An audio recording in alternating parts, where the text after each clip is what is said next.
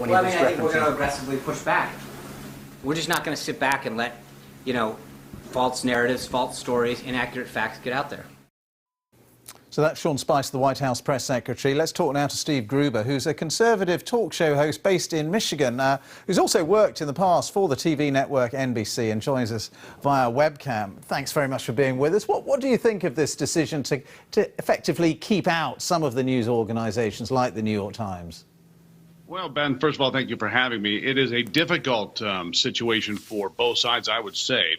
And it doesn't reflect well on either side. I think Donald Trump has shown again that he has a bit of a thin skin, I think it's fair to say. And Sean Spicer, by saying he expanded the pool by keeping some folks out, probably not the best path to go. But in fairness to the Trump administration, let's go back to his first day in office, January 20th, when Time reported that a bust of MLK had been removed from the Oval Office. And a string of stories since that time that have been inaccurate, Ben, that have been unfair to the White House. Betsy DeVos, the Grizzly fighter, Secretary of Education, the resignations at the State Department that were reported. And that list of stories goes on and on and on, easing Russian sanctions, changing the name of Black History Month. So I would say the media, not necessarily the BBC, but there have been news organizations that were fast and loose with the facts, I think it's fair to say.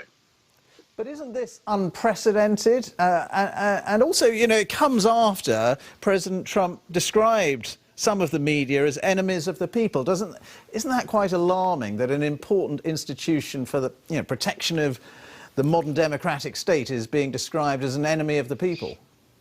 Well, I think that it's going too far, as I said just a moment ago. I think it goes too far. I think that it doesn't reflect well on the media or the White House, because obviously both sides are entrenched. Both sides have deep-seated feelings about how to deal with each other. And maybe it's time for the news media and the Trump White House to have some sort of a summit like he puts everybody else around a round table. Maybe Donald Trump should put the media, including the BBC and CNN and The Guardian and others that were banned.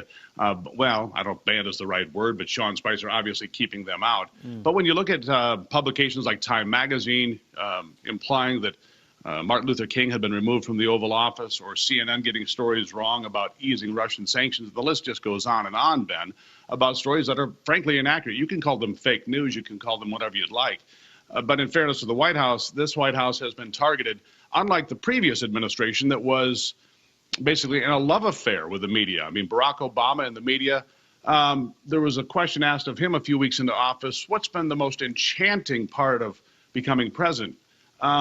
I don't find that to be an honest question from the media, and I think that it's pretty clear. Let's be honest, Ben, there's bias in the news media. It's not, it's not really debatable. Surely a president should be able to be strong enough to, to withstand whatever criticism comes his or her way.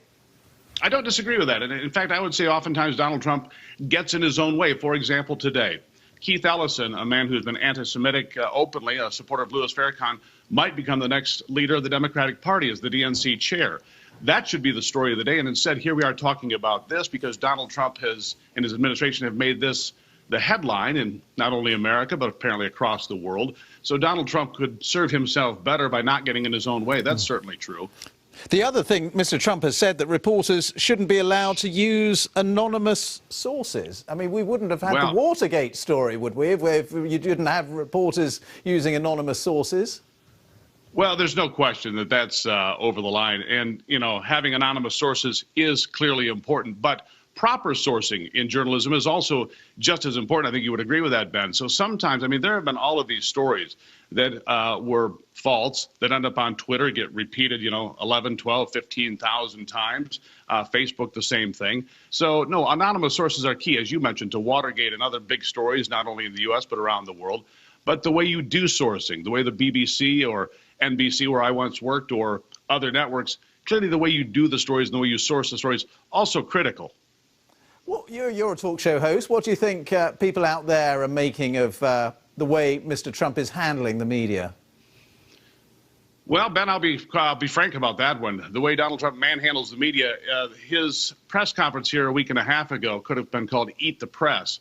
And quite honestly, those that support Donald Trump support him more. Let's be honest. This has been a winning strategy for him. Go out, take shots at the press, punch him right in the nose, and it wins him points. And among his core supporters, it is clearly working. If the election were held today, I believe in places like Michigan, Wisconsin, Pennsylvania, places that he won the election by attracting those middle-class, working-class voters, he would win by a wider margin today because he's doing exactly what he said he was going to do for his core supporters. And taking on the media has been a winning strategy for Trump and his White House so far. Now we have to find out if this is a step too far by keeping people like Time Magazine, the BBC, CNN, and others from attending these press events. Really good to talk to you. Thank you so much for your time. That's Steve Gruber there, Conservative talk show host based in Michigan. Thank you.